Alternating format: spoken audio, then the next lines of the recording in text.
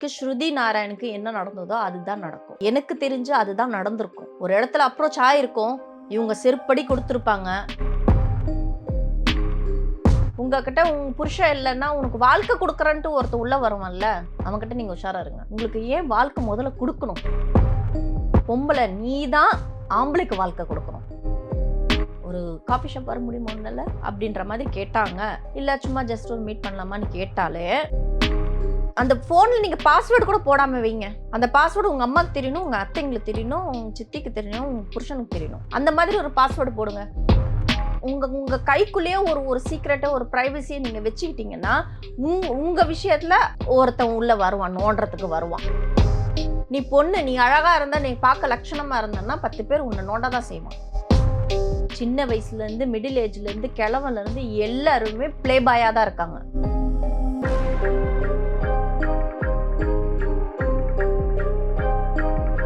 இப்போ சீரியல்ல இருந்து சினிமாக்கு போகிற ஒரு வாய்ப்பு இருக்கு இல்லையா? சீரியலுக்கு நம்ம வந்துட்டோம். ஆனா சீரியல்ல இருந்து சினிமாக்கு போகும்போது அதுவே ஒரு பெரிய ஸ்ட்ரகிளா இருக்குங்கிற ஒரு பாயிண்ட் ஆஃப் வியூ இருக்கு. அங்க நிறைய விஷயங்கள் நம்ம ஆல்ரெடி நம்ம நடிச்சிட்டோம், நம்ம எஸ்டாப்ளிஷ் ஆயிட்டோம், நம்ம நடிப்போங்கிறதெல்லாம் தெரியும். பட் ஸ்டில் அது சினிமாக்கு போகும்போது அந்த ஸ்ட்ரகிள் வேற மாதிரி இருக்குங்கிற ஒரு இது இருக்காது. அது உண்மையாவே இருக்கா? நான் என்ன சொல்ல வரேன்னா, சீரியல் பண்றோம் பாத்தீங்களா, சீரியல் பேட்டர்ன் வேற, மூவி வேற.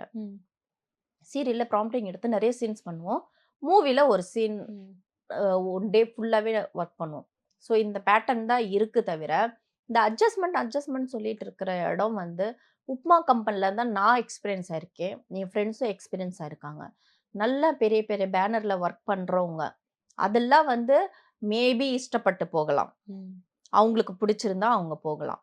சில பேர் சில பொண்ணுங்களாம் இருக்காங்க. வாவ்! அப்படின்னு பார்க்குற ஹீரோஸ்லாம் பார்க்குறாங்க பார்த்தீங்களா? ஃப்ரேம்ல பார்த்துட்டு, ச்சே! அவன் கூப்பிட்டானா ஒண்டே இல்ல, ஒரு வாரம் கூட அவன் கூட இருக்கணும். அப்படின்னு சொல்ற மென்டலும் நான் பார்த்துருக்கேன். இந்த டிஃப்ரெண்ட் வந்து மூவி, சீரியல் நீங்க கேட்டீங்க. அங்க அட்ஜஸ்ட்மெண்ட் நடக்குதான்னு கேட்குறீங்க. அதெல்லாம் அவங்கவங்களுடைய பர்சனல் ஒப்பீனியன். அவங்களுக்கு விருப்பப்பட்டா அவங்க போவாங்க. இன்னைக்கு நான் அம்மா கேரக்டர் பண்ண மாட்டேன். நான் ஷக்கிலா மேம் சொல்ட்டாங்க, என்ன ஹீரோயின் மெட்டீரியல்னு சொல்ட்டாங்கப்பா. அவ்வளோ பெரிய செலிபிரிட்டி அவங்களே சொல்ட்டாங்க. நான் செகண்ட் லீடாவது நான் பண்ணுவேன்னு நான் வெயிட் பண்ணி உட்காந்தேன்னா, யாரோட முட்டாள்தனம்? என் முட்டாள்தனம் தானே! நாட்கள் தான் வீணாகும். ஸோ எனக்கு மதர் ரோல் இருந்தா கூட பரவால்ல, சித்தி ரோல் இருந்தா கூட பரவால்ல. நீங்க எனக்கு வேலை குடுங்க. அதிகமான நாட்கள் குடுங்க. அதுல வர சம்பாதிய வச்சுட்டு என்னுடைய கமிட்மெண்ட் நான் பார்த்துக்கிறேன். இதுதான் என்னோட மென்டலி நான் ஃபிக்ஸ் பண்ணிக்கிட்டு நான் ட்ராவல் ஆகுறேன். ஸோ அந்த மாதிரி இருக்கலாமே! நான் இதுதான் பண்ணுவேன், அதுதான் பண்ணுவேன்னா போ! அனுபவி. கூப்பிடுறவன் கூப்பிட தான் செய்வான். பொண்ணுங்க நீங்க தான். அது வாய்ப்புக்கா இருக்கட்டும், மோகத்துக்காகவும் இருக்கட்டும், அவங்களுடைய ஆசைய நிறைவேறத்துக்காக உங்கள யூஸ் பண்ணிக்க தான் பார்ப்பாங்க. ஆம்பளனா ஆம்பளத்தனம் பண்ண தான் செய்வான். பொம்பள நீ தான் கரெக்ட்டா இருக்கணும். இந்த விஷயங்கள்லாம் கேட்டு வெளில ஆசையோட நிக்கிற நிறைய பேர் இருப்பாங்க. நிறைய பெண்கள் இருப்பாங்க. உள்ள வரத்துக்கு ஒரு தயக்கம், பயம். நமக்கு இந்த மாதிரி நடந்துருமோ? தெரிஞ்சோ தெரியாமயோ நடந்துருமோ? அவங்க எப்படி ரியாக்ட் பண்ணணும் ஒரு இடத்துல? ரீசென்ட்டா சனம் கூட இந்த காஸ்டிங் கவுச்ச பத்தி சொல்லி ஓப்பனா பேசியிருந்தாங்க. ஸோ நமக்கு தெரியுது இந்த மாதிரி ஒரு விஷயம் நடக்குதுங்கிறது. ஸோ எப்படி ரியாக்ட் பண்ணணும் பெண்கள்? ரியாக்ட் பண்றத விட சேஃப் அண்ட் செக்யூரா இருந்துக்க பழகுங்க. உள்ள வந்து இப்போ கூட பாண்டியன் ஸ்டோர் 2ல ஷாலினின்னு ஒருத்தவங்க நடிக்கிறாங்க. அவங்க கூட அவங்க மாமியார் வருவாங்க, அவங்க ஹஸ்பண்ட் வருவாங்க. கியூட்டா நடிச்சுட்டு போயிட்டே இருப்பா. ஸோ அந்த மாதிரி. அவங்களுக்கு ஒரு வாய்ப்புன்றது விஜய் டிவில கதாநாயகில வந்தவங்க அவங்க. ஃபர்ஸ்ட்டு அவங்களுக்கு மேக்கப் கூட போட தெரியல. நடிப்புனா என்ன? அப்படின்னு நடிச்சுட்டாங்க. அந்த இடத்துல வின் பண்ணிட்டாங்க. பட் சீரியல் பேட்டர்ன்ல உள்ள வந்து நடிக்கிறது எப்படின்றது கூட அவங்களுக்கு ஃபர்ஸ்ட் டே 1லேருந்து ரொம்ப தடுமாறிக்கிட்டு இருந்தாங்க. ஸோ மேக்கப் திங்ஸ்லாம் நானே போய் பர்ச்சேஸ் பண்ணி எடுத்துட்டு வந்து குடுத்தேன். அவங்க பே பண்ணிட்டாங்க அவங்க மாமியாரு. ஸோ என்ன வேணும் அப்படின்றது. அந்த எக்ஸ்பீரியன்ஸ் நான் சொல்லிக் குடுத்தேன். ஆக்டிங் கூட இருக்கும்போதே எனக்கு தெரிஞ்ச ஆக்டிங்ன்னு நான் சொல்லிக் குடுத்தேன். ஸோ அந்த மாதிரி. ஆனா அவங்க கூட அவங்க மாமியார அம்மான்னு தான் கூப்பிடுவாங்க. மாமியார் அத்தைன்ற மாதிரி கூப்பிட மாட்டாங்க. அம்மான்னு தான். அவங்களும் என் பொண்ணுன்னு தான் சொல்லுவாங்க. ஸோ உள்ள வரவங்க பொண்ணுங்க, கேர்ள்ஸ்ங்கலாம் வரீங்கல்ல, ஒண்ணு அம்மா கூட்டு வாங்க. கல்யாணம் ஆயிடுச்சா மாமியார கூட்டு வாங்க. தப்பே இல்ல. உங்க புருஷன கூட்டு வந்துருங்க. ஒண்ணும் பிரச்சனை இல்ல. உங்க பின்னாடி இப்படி பார்த்தா யாருமே நிக்கலன்னா அப்ரோச் பண்ணுவாங்க. யாராவது இருந்தாங்கன்னா வேண்டாம். எதுக்கு ப்ராப்ளம்? யாராவது தனியா எவ்வளவு மாட்டுனா பார்த்துக்கலாம். அப்படின்னு தான் எனக்கு தோணும். ஸோ போகும்போதே என்ன பண்ணணும்? கேர்ள்ஸு கூட யாராவது பெரியவங்கள கூட்டிட்டு போங்க ஃபர்ஸ்ட். அந்த இடத்துல அவங்க இருந்தாங்கன்னா உங்களுக்கு ஒரு பாதுகாப்பு. ம். 2வது அந்த பெரியவங்கள முதல்ல நீங்க மதிங்க.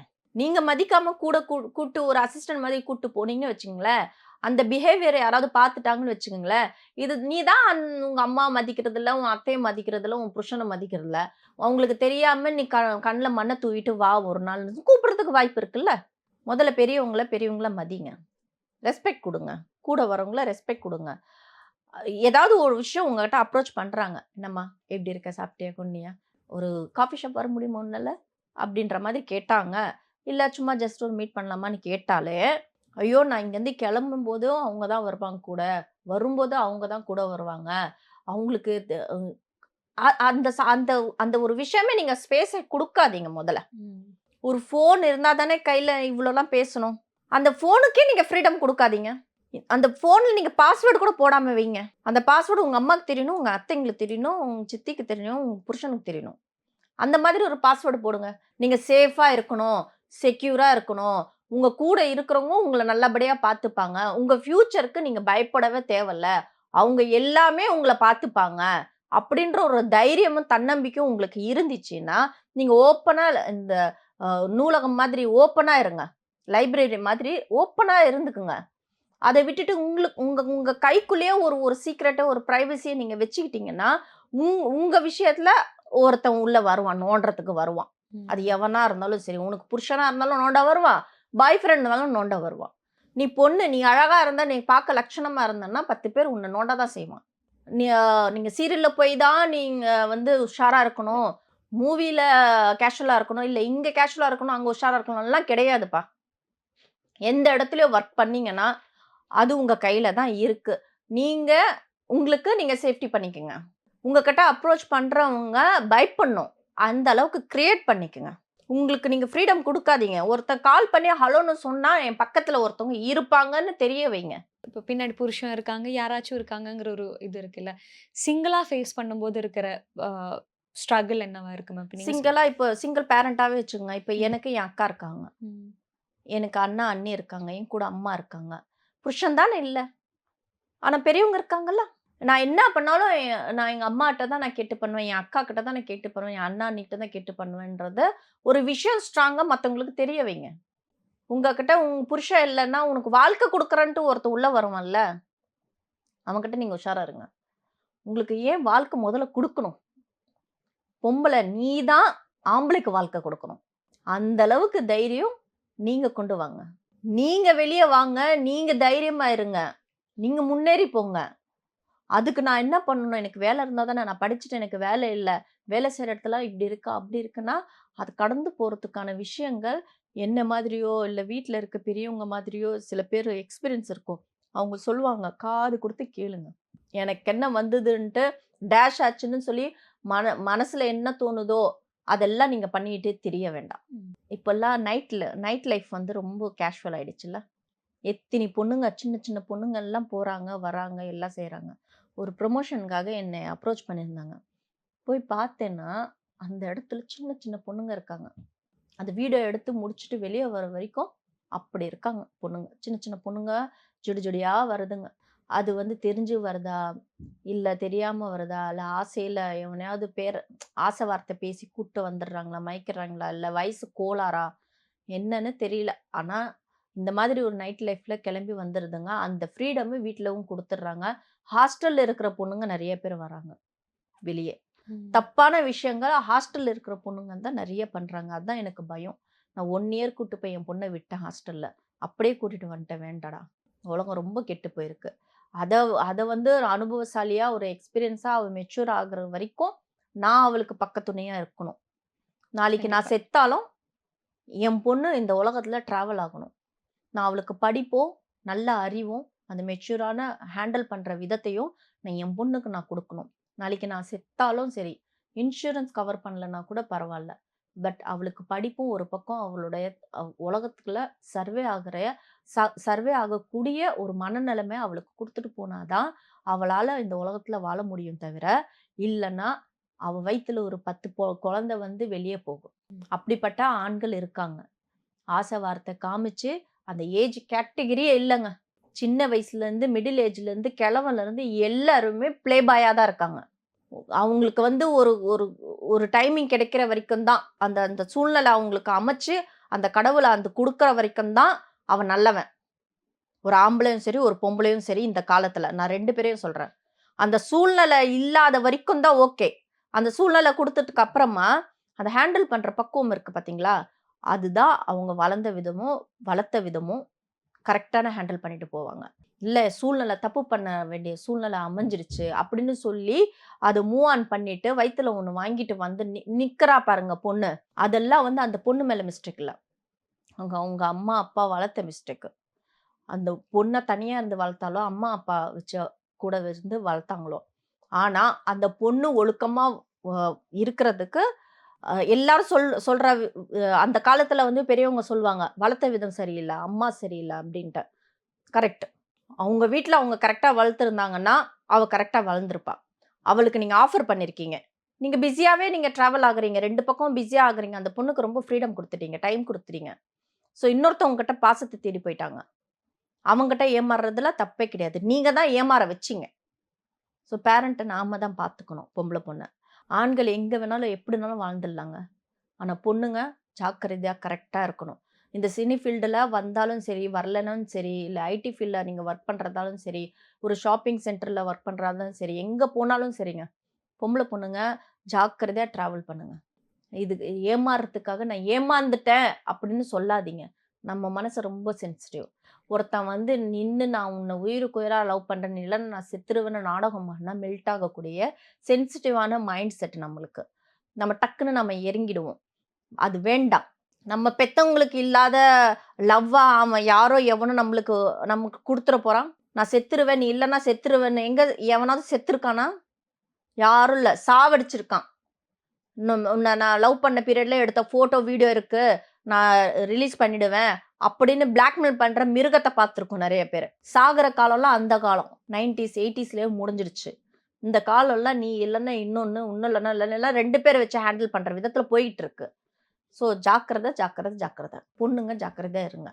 நான் அதுதான் சொல்லுவேன். என் பொண்ணையும் அதுதான் சொல்லுவேன். வெளிய இருக்க அத்தன பொண்ணையும் அதுதான் நான் சொல்லுவேன். நான் உள்ள என்கிட்ட என்னைய பார்த்து யாராவது கேட்பாங்க. வாய்ப்பு ஏதாவது சொல்லுங்க மேம். உள்ள எனக்கு இன்ட்ரெஸ்ட்டா இருக்கு. வாய்ப்புக்காக நான் வரணும். ஏதாவது ஒரு வாய்ப்பு கிடைச்சா, நான் ஏதாவது ஒரு ரோல் பண்றதுக்கு எனக்கு இது இருக்கு. ஆசையா இருக்கு. என்னோட ட்ரீம் அப்படி இப்படின்ட்டு. ஒண்ணும் தப்பு இல்ல. நீங்க வந்து நடிங்க. உங்களுக்கு ஆஃபர் குடுக்குறதுக்கு நெறைய ஆண்கள், நல்ல நல்ல ஆண்கள்லாம் இருக்காங்க. ஒழுக்கமான ஆண்கள்லாம் இருக்காங்க. அவங்களலாம் வந்து நீங்க கேட்ச் பண்ணி ஃபாலோ பண்ணுங்க. கான்டாக்ட்ல வச்சுக்குங்க. அந்த சர்க்கிள நீங்க உருவாக்கிக்கங்க. இந்த அட்ஜஸ்ட்மென்ட் நீ ஒண்ணு இழந்தா தான் ஒண்ணு கிடைக்கும் அப்படின்னு ஒரு பேசுறவங்க ஓரமா வச்சுக்குங்க. பகச்சுக்காதீங்க.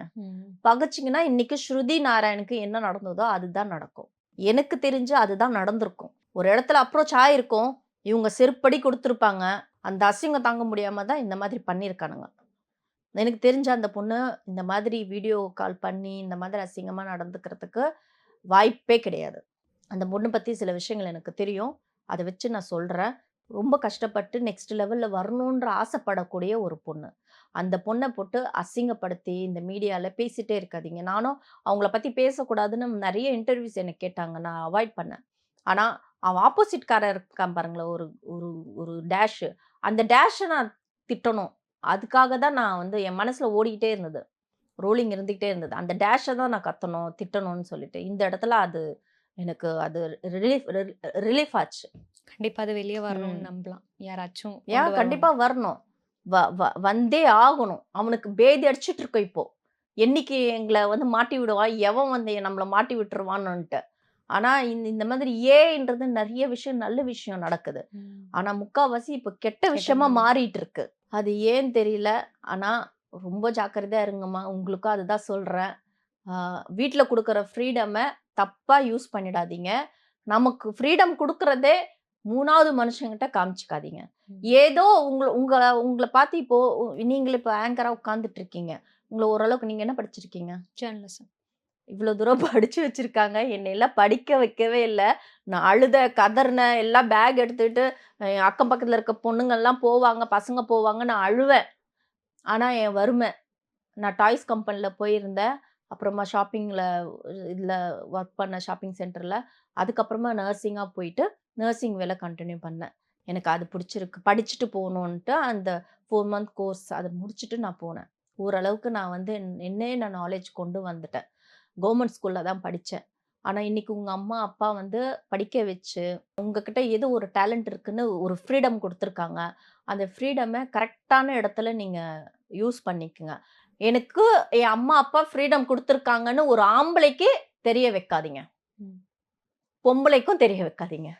கூட இருக்க பொம்பளை பசங்க தான் உங்களுக்கு அகென்ஸ்டாக மாறும். ஃப்ரெண்டு வாடி போடி நம்ம எங்கேயாவது போலாண்டி வரலாண்டி சாப்பிட்லாண்டின்னு சொல்லிட்டு முதுகுல குத்துக்கிற அந்த டி பர்சன் கூட இருக்காங்க. அதனால இந்த கேர்ள்ஸை ஆம்பளை பசங்களை நம்பிடலாம், அந்த கேர்ள்ஸை கூட நம்பக்கூடாது. ஸோ நம்ம சீக்ரெட்டு நம்மளோட ரகசியத்தை நாமளே காப்பாற்றலைன்னா நம்ம ரகசியத்தை நம்ம கூட இருக்கவங்க காப்பாற்றுவாங்கன்னு நீங்கள் நினைக்கிறீங்க? நம்ம கஷ்டப்படுறோம், கஷ்டத்தில் யாரும் ஹெல்ப் பண்ணல. அதே சமயம் நம்ம கஷ்டத்துக்காக ஏதோ ஒரு விஷயம் தெரிஞ்சோ தெரியாமலோ ஏதோ ஒரு விஷயம் ஸ்ட்ரகிள் ஆகுறத நம்ம மனசில் இருக்கிறத நம்ம வெளிப்படையாக ஒரு ஃப்ரெண்டு கிட்ட நம்ம உளருவோம் பார்த்தீங்களா? அதை அப்படியே போயிட்டு அவன் பாய் ஃப்ரெண்ட் கிட்ட உளருவாங்க, அவ கூட இருக்க க்ளோஸ் ஃப்ரெண்ட் கிட்ட உளருவாங்க. அவன் வந்து உங்களுக்கு பெரிய அங்கங்கே போயிட்டு ஒரு பெரிய ஆப்பு காத்துக்கிட்டு இருக்கோம். இந்த மாதம் இல்லை, அடுத்த மாதம் கூட காத்துட்டு இருக்கோம். போன மாதம் நீங்கள் போன வருஷம் பண்ண வேலை கூட காத்துட்டு இருக்கோம். ஸோ நிறைய பேர் இந்த ஃப்ரெண்ட்ஸை மட்டும் கொஞ்சம் நகர்த்தி வைங்க. உங்கள் பாய் ஃப்ரெண்டை கூட கொஞ்சம் டாட்டில் வைங்க. ஏன் கட்டின புருஷனையும் ஒரு டாட்டில் வைங்க. 99% நம்புங்க. அந்த 1% உங்கள் அப்பா அம்மா தவிர நீங்கள் யாரையும் நம்பாதீங்க. பெற்றவங்க நிறைய மிஸ் அண்டர்ஸ்டாண்டிங் வரும். காரணம் கத்திக்கிட்டே இருப்பாங்க, தான் அனுபவத்தை திணிச்சிக்கிட்டே இருப்பாங்க. அது நமக்கு இரிட்டேட்டாக இருக்கும். ஆனால் உண்மை என்னன்னா அவங்க பட்ட கஷ்டம், அவங்க பட்ட அனுபவம், அவங்க வேதனை நமக்கு இரிட்டேட்டாக மாறும்போது நம்ம காது கொடுத்து கேட்க மாட்டோம். இதுவே வாடி போடி என்னடி என்ன பண்ணுற சாப்பிட்டியாடி ஜீரணமாச்சாடி வச்சியாடி அப்படின்னு பேசுகிற அந்த கூட்டத்தை நம்புவோம். நம்ம நல்லதுக்கு நமக்கு நல்லது நடக்காதா, நல்ல விஷயங்கள் நம்ம முகத்தில் இருக்க ஸ்மைல் பார்த்துட்டு அதுவே அவங்களுக்கு ஒரு வேளை சாப்பாடு இருக்கும் அம்மாக்கு அப்பாக்கு. ஸோ அவங்கள நம்ம வந்து கேர் பண்ணிக்க மாட்டோம். முடிஞ்ச அளவுக்கு அம்மா அப்பா பேச்சு கேட்கணும், கேர் பண்ணணும், அவங்கள நம்பணும்.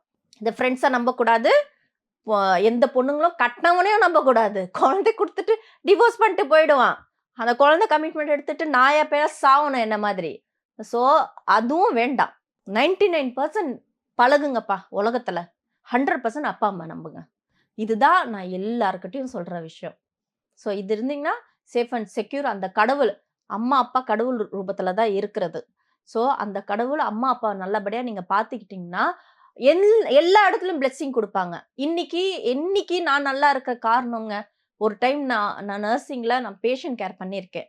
பிரைன் டியூமர் ஆகி எல்லாமே எல்லா விஷயமும் பெட்லேயே போயிடுவாங்க பாத்ரூமு. ஸோ அவங்களெல்லாம் நான் நிறைய விஷயங்கள் பண்ணியிருக்கேன். அந்த பிளெஸ்ஸிங் ப்ளஸ் அம்மா அப்பா நான் கடைசி காலம் வரைக்கும் கூட வச்சுருக்கேன். என்ன ஸ்ட்ரகிள் ஆகட்டும், நான் ஒரே வார்த்தை சொல்வேன், நான் சாகிற வரைக்கும் அம்மா அப்பா வந்து நான் சாகிற காலத்தில் பார்த்துக்கணும் அப்படின்ற மாதிரி தான் நான் பேசுவேன். அப்பா ஹார்ட் அட்டாக்ல இறந்துட்டாரு, அம்மா மட்டும்தான் இருக்காங்க, கேன்சர் பேஷண்ட் அவங்க. ஸோ இந்த பிளெஸ்ஸிங் தான் இன்னைக்கு நல்ல நல்ல விஷயங்கள், நல்ல வாய்ப்பு இன்னைக்கு தேடி தேடி வருது. என்னால் டேட் கொடுக்காத அளவுக்கு, டேட் கிளாஷ் ஆகிற அளவுக்கு நான் பிஸியாக இருக்கிறேன்னா நிறைய பிளெஸ்ஸிங் நான் சம்பாதிச்சிருக்கேன்.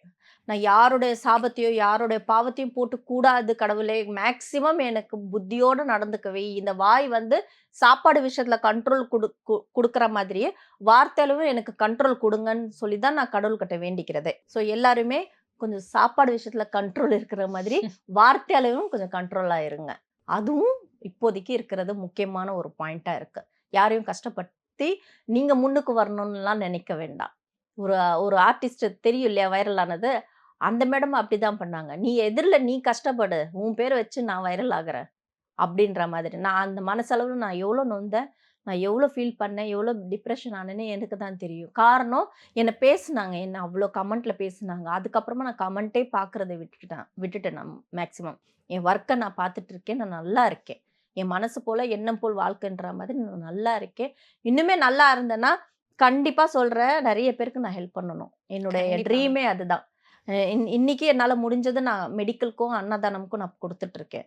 இன்னும் நான் நெக்ஸ்ட் லெவலில் ஆனேன்னு வச்சுக்கோங்களேன். நிறைய விஷயம் எங்கள் அம்மா கேன்சர் டைமில் மெடிக்கலில் ரொம்ப கஷ்டப்பட்டேன் நான். இன்னைக்கு என்னால குடுக்க முடிஞ்சது ஓரளவுக்கு. இன்னுமே நெறைய பண்ணணும்ன்றது ஒரு ட்ரீம் எனக்கு. ஸோ கடவுள் எனக்கு ஒரு பெரிய ரூல் குடுத்து, பெரிய ஒரு இன்கம் குடுத்தாங்கன்னா, என் குடும்பத்தையும் இல்லாம, என்ன சுத்தி இருக்கவங்க இல்லாம, வெளி உலகத்துல நான் ஹெல்ப் பண்றதுக்கான ஒரு வாய்ப்பு கிடைக்கும்ன்றது எனக்கு ரொம்ப பெரிய dream. Thank you so much. இது வரைக்கும் வந்து சீரியஸான கான்வர்சேஷனும் போச்சு. Thank you so much. Thank you.